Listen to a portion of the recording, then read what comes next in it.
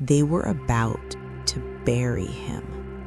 A grieving mother, her only son, gone. The funeral that already started. Then suddenly, Jesus touched the coffin. And what happened next shocked everyone. In a quiet town called Nain lived a woman who had already lost too much. She was a widow, which meant one thing in her world. She had already buried her husband, already felt the silence of an empty home, already carried the weight of survival alone. But she still had one thing left, one person, her son. He wasn't just her child, he was her future, her provision, her reason to keep going. And now, he was gone too. The day her son died was the day her world collapsed. We're not told how it happened. Was it sudden? Was it sickness? But we know the result. A house filled with silence. A mother filled with grief. No more laughter, no more footsteps, no more tomorrow. Only loss. And this time, there was nothing left to hold on to. The town came together.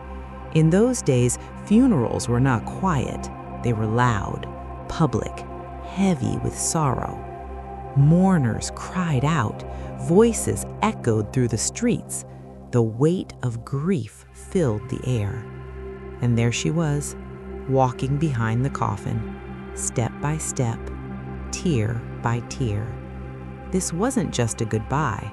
This was the burial of her entire future.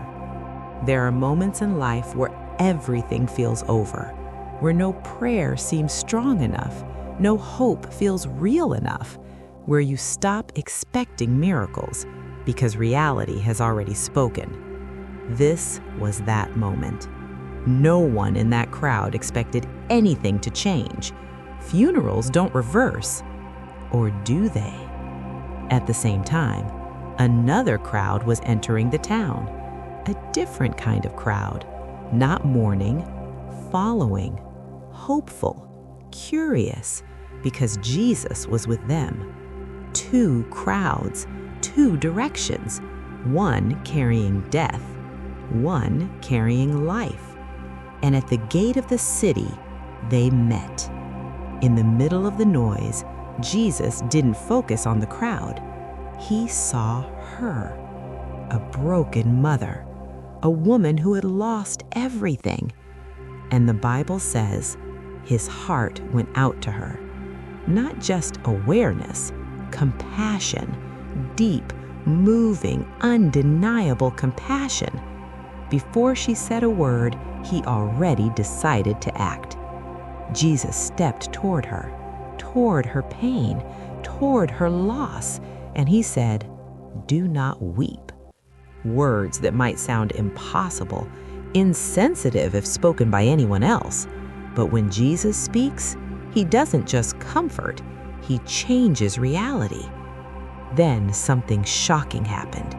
Jesus walked to the coffin and touched it. Everything stopped. The men carrying it froze. The mourners fell silent. Because in that culture, you don't touch death unless you have authority over it.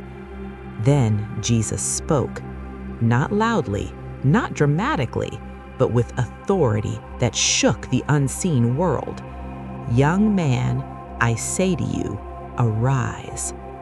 One sentence, and suddenly the impossible happened. The dead man sat up. He began to speak. Life returned. Gasps filled the air. Crying turned into shouting. Shock turned into worship. And then Jesus did something even more powerful. He gave the son back to his mother. Not just resurrection, restoration. Her future returned, her hope restored, her life rewritten. The crowd was overwhelmed. Fear gripped them, not fear of danger, but awe. "God has visited his people," they said. News spread quickly. because something undeniable had happened. Death had been interrupted. This miracle is different. No one asked Jesus to come. No one begged. No one demonstrated great faith. This was initiated by compassion. Jesus saw pain, and he moved. This means something powerful. God is not distant from your suffering.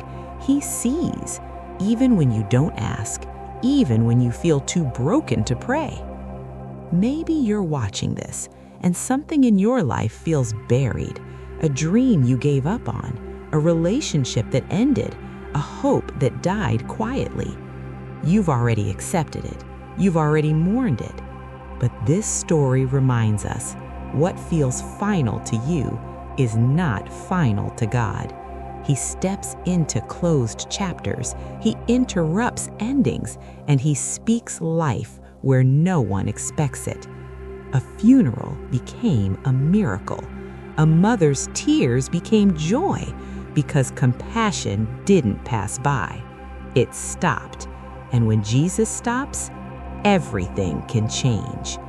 What have you already buried that God is ready to bring back to life? If this story moved you, type "Jesus is still doing miracles even today." And don't forget to subscribe for more powerful Bible stories that reveal God's compassion, power, and restoration.